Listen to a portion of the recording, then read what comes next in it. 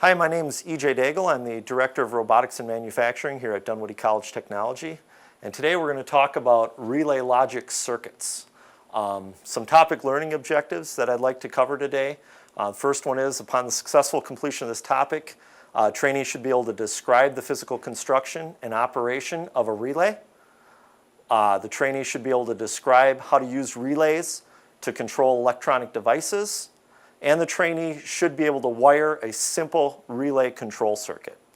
So the first thing I want to talk about is there are several different types of relays out there that you may see. I've got a few samples of them here. Some of them are much larger, and they are what we call contactors.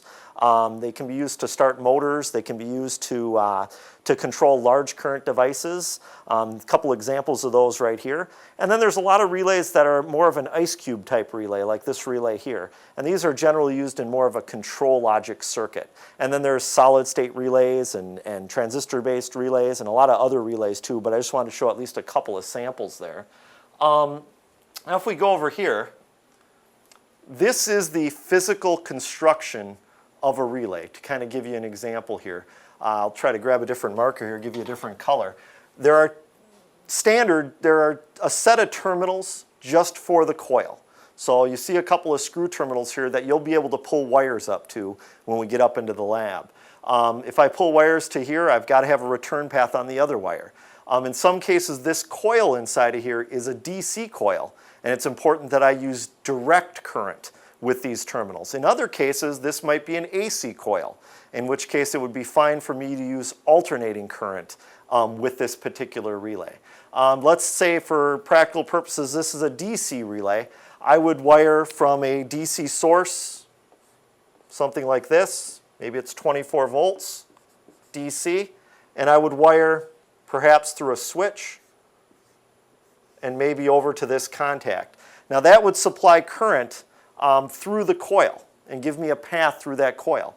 But then I'd also need a return path. So from the other side, I would run over to here, and I'd have a complete path. When I close this switch, I would get current through the coil and back to the power source. Now all the coil does is the coil is a big electromagnet, and its sole purpose in life is to move this armature up here. This is an armature here. Right here. The idea is that this would be a magnet here, an electromagnet that would energize, and it would pull this armature down.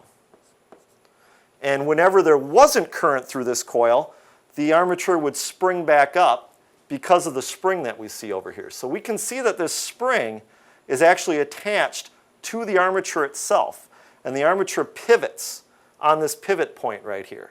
And what happens is when I energize the coil, the armature is pulled down by the magnet, and when I release power to the coil, the spring is going to pull back down on the armature and bring it back up.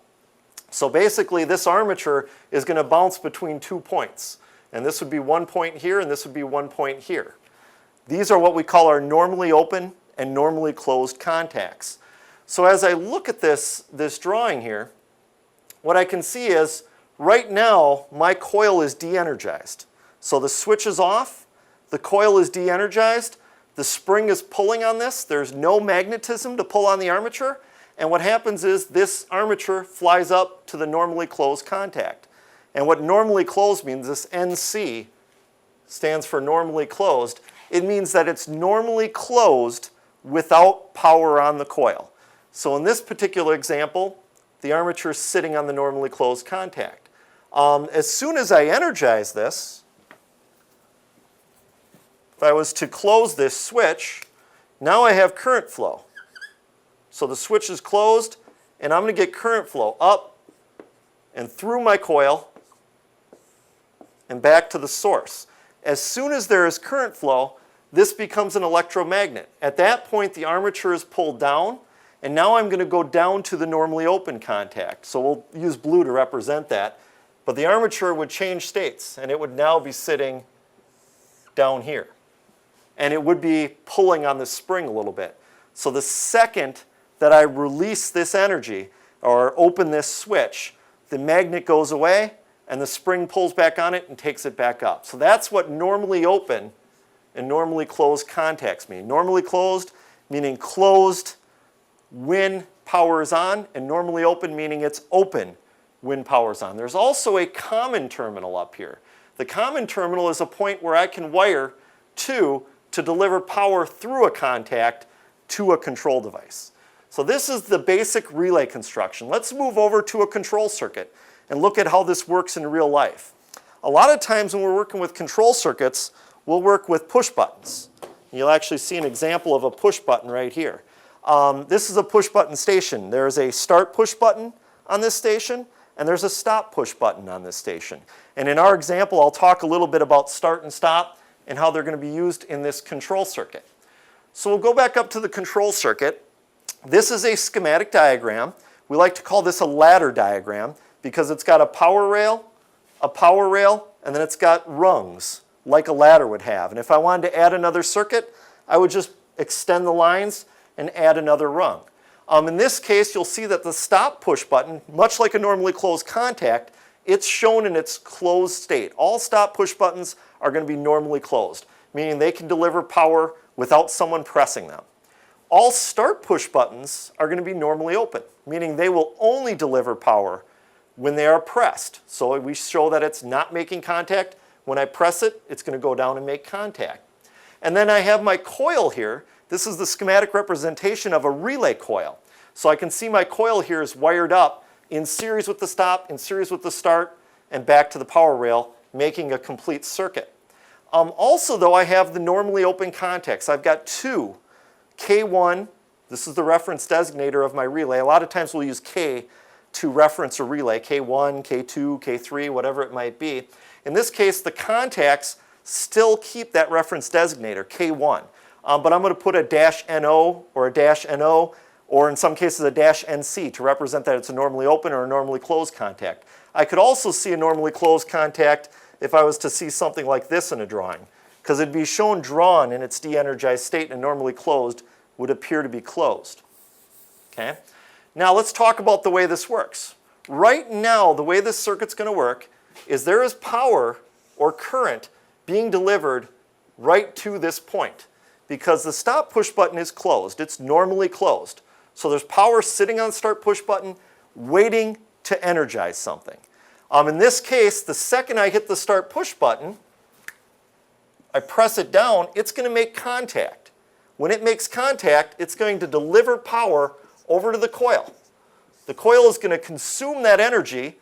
It's going to become magnetized again, and all of its contacts are going to switch positions. So the normally open contacts are going to close, just like we saw in our diagram a minute ago. And any normally closed contacts would open, which means they are also delivering power now, like so. There, and there. And now I have a buzzer down here that's going to sound.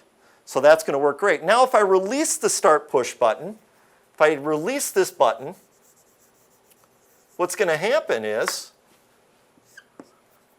this line is going to go away, but the buzzer is going to stay on. And the reason why the buzzer is going to stay on is because we have a holding contact. So right here we have a holding circuit.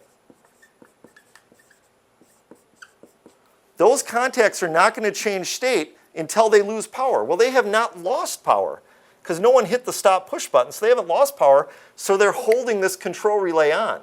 So both of the contacts are going to remain closed. And now if I want to shut this circuit off, the only way to shut this circuit off is to press the stop push button, which is a normally closed push button. It'll look like this now. That's going to release all of the current. We're not going to have any current. We're going to remove current from our circuit. There's no way for electrons to flow through here. So now the holding circuit's going to go away. This circuit down here is going to go away. And all of these normally open contacts are going to go back to their normally open positions. Just like so. So hopefully that gives you a good idea. Now if I release that stop push button at this point, it goes back to normally closed, but I don't have any current paths, and we're in our normally open, de-energized state. So what I'd like to do now is, at this point, we'll go up into the lab, and we'll take a look at how we'd wire this circuit up and how we'd make this circuit work in real life.